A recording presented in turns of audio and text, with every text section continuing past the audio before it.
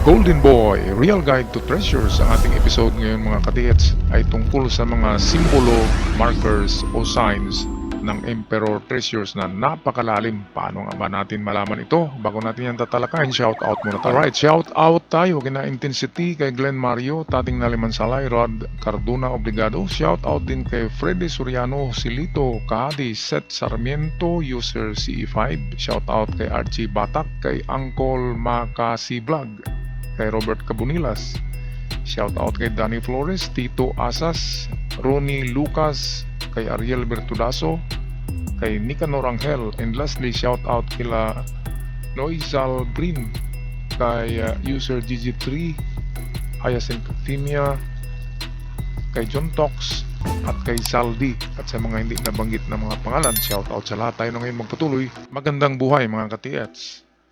Meron tayo ngayon i-explain na mga puzzle ng Yamashita Treasures, kagaya na lamang ng makikita yung mga ganitong hugis na bato at bato na ganitong hugis. Parang square siya pero merong curve sa kanyang isang kanto. Ito naman ay parang ngipin, pero yan ay isang petals ng bulaklak. Okay, so atin umpisahan sa bulaklak ang puzzle kasi mahalaga ito. Karamihan ito ay makikita nyo ito sa ilalim ng inyong hukay, sa lalim na 3 to 4 meters or minsan naabot sa lalim na 7 meters. So 3 to 7 meters, makikita nyo ang mga sign na ito or small markers underground. Ano nga ba ang mga bato na ito? So una ay itong parang ngipin, pero yan ay isang petals or isang petal. Yan ang petal ng bulaklak na tinatawag na chrysanthemum. Ang chrysanthemum na bulaklak, yan ang Emperor Seal ni Hirohito. Galing pa yan sa kanyang mga ninuno. Ang original na chrysanthemum ay meron siyang 16 ka petals. So marami. Okay, marami na yan na petals yung galing pa sa kanyang clan. Pero yung personal ni Hirohito na Emperor Seal ay merong 8 petals. So 8 yung Hirohito, at ang sa kanyang pamilya or clan ay merong 16 petals. Kaya dapat malaman natin yan. At kapag wala sa dalawa, hindi 8, hindi 16 petals ang chrysanthemum sign, ay hindi yan ang treasure code, kundi pwedeng danger or explosives. Alam naman natin na kapag bulaklak ay karamihan dyan ay delikado, kaya dapat malaman natin kung alin sa mga bulaklak ang sumasabog. So una ay 16, kailangan merong 16 petals, at yan ang Emperor Clan Seal, at yung kanyang personal ay 8. So meron siyang 8 na petals para kay Hirohito. So ang kanyang number 8 ay napakahalaga niya na numero sa treasure hunting. Ngayon, ano ba ang pag makapulot tayo ng ganito or makahukay, ang pag-solve ng puzzle na ito ay simple lamang. Atin yan ipagdikit-dikit. Kukuha tayo ng lapis at atin yan i-trace sa kartulina or karton, at kapag pagdikit-dikit nyo yan, ang lalabas dyan ay ganito. Bulaklak siya pero dapat ay 8. At kung kulang sa 8, hindi aabot ng 8 at sumobra din ng 8, ay iba ang kahulugan niyan, kaya mag-search pa kayo ng ibang kahulugan. Pero sa akin, ang alam ko dyan, kapag hindi tumugma sa 16 at 8, ang inyong nabuong bulaklak ay sign for danger. It can be explosive or poisonous chemicals. Okay, so sa pangalawa tayo, itong nakahukay kayo ng square na bato, and then nagtaka kayo bakit parang merong ganyan sa kanyang isang kanto, parang may nabawas. Ganon din dito ang gawin yan. Ipagdikit-dikit lang yan. Ayan. So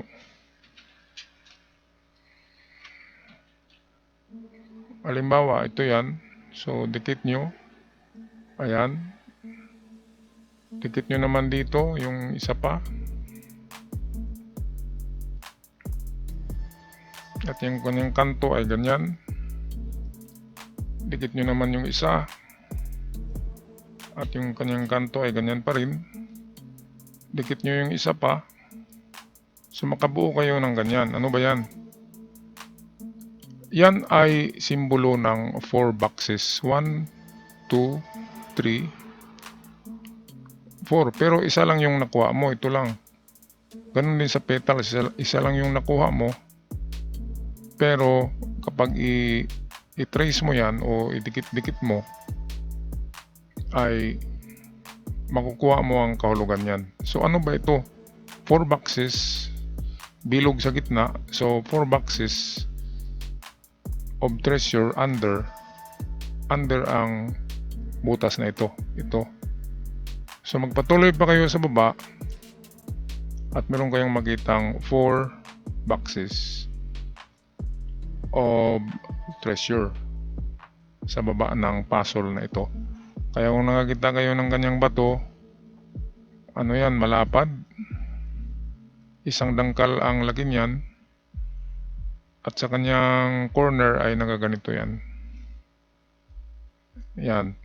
At kapag idikit-dikit mo yan, gawan mo ng pattern, ay ganito ang kanyang maporma. Dito naman sa petals, balikan natin to.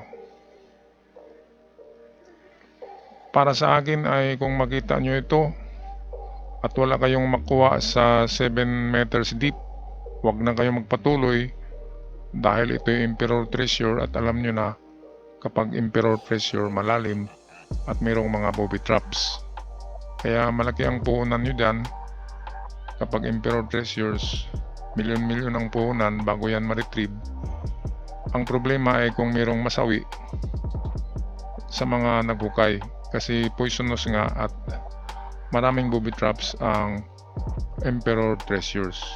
Kaya kung ganyan na may simbolo na ng Emperor, mamaya papakita ko sa inyo ang Emperor Seal.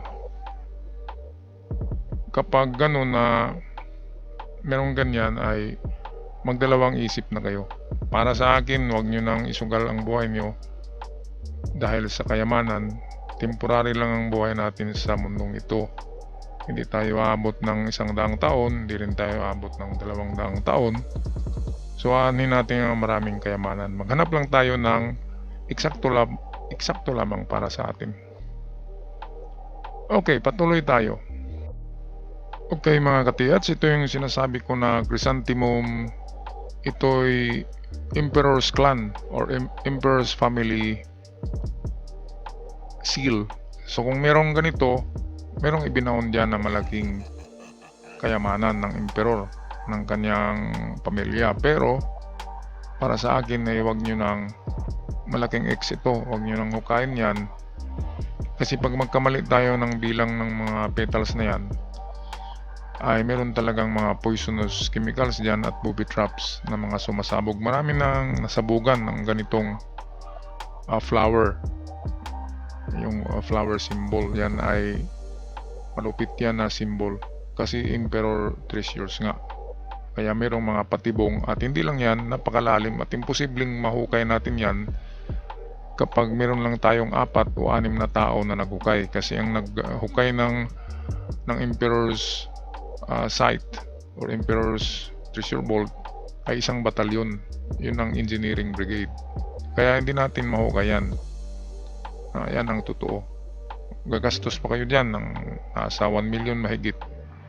Kaya wag nyo nang sayangin pa ang pera nyo. Pabayaan nyo na yan mga katiyats. Ngayon, another symbol for Emperor ay ito. Ang number 8 or ang otherwise known as the Buddha sign. Totoo naman na may mga nakuha na Buddha dito na sign kasi nga Emperor Treasures. Ang Emperor Treasures ay merong Buddha. Merong kasamang Buddha ang kanyang mga gold bars. Kaya totoo na Buddha sign din ito. Pero ang pinakatotoo niyan, the reality behind this sign is it is number 8. Ang number 8, kung bilangin nyo mga katiyats, maglagay tayo ng numero 1, 2, 3, 4, 5, 6, 7, 8. So ang 8 ay pang-8. Ngayon, ilagay natin ang numero, ang litra ng alphabet. A, B, C, D, E, F, G, H. So ano bang magkapareho? Anong pagkapareho ng dalawa? Ang pagkapareho nila ay pareho silang pang-8 at ang pang-8 yan ang Emperor. Kasi ang H ay pang-8 litra, it means Hirohito. At sa numero naman, number 8 or the Golden Buddha ay belongs to the Emperor. Ayan, kapag nakita natin yan ng mga symbol, ang H at itong 8, yan ay Emperor Treasures, malalim at secured at hindi makuha ng ordinaryong tao lamang. Ngayon, dako naman tayo sa Japanese nito. Ang pagsulat ng number 8 ay mag-umpisa of course sa 1, 2, 3, 4. Ang 4 ay parang ganito. And then 5, parang upuan yung 5. And then 6, 7. Itong 7 ang dali matandaan kasi letter T. Ngayon ang 8 ay dalawang ganyan. Hindi magkadikit yan, ganito lang ganyan. Minsan ay medyo malayo ang distansya niyan, nakaganyan. Ito ang tama. So ito ang number 8. At palagi natin yan nakikita sa mga bato na nakatatak. Kaya kapag ganyan, iba naman yung ganito. Yan, ang meaning niyan ay door or doorway or opening or entrance. Katulad din yan ng square. Ganyan. Yan ay mouth or opening, kochi sa Japanese. So itong number 8 ay ganito talaga ang pagkasukat niyan. Hindi pwedeng magdikit itong dulo. So kapag ganyan, lahat ng mga sign na ito, 1, 2, 3, ay Emperor Treasures. Ngayon meron tayong nakikita rin na itong parang letter C pero pahaba siya, nagaganyan. Mahaba ito, pahaba. Yan, ang C naman ay ganyan lang, di ba? Kapag ganyan na pahaba, na parang horseshoe, parang yung bakal na sapatos ng kabayo, it means pwedeng Emperor o pwedeng General Treasure. Ang sumasakay lamang ng kabayo noon ay mga General at Emperor lamang sa panahon ng giyera.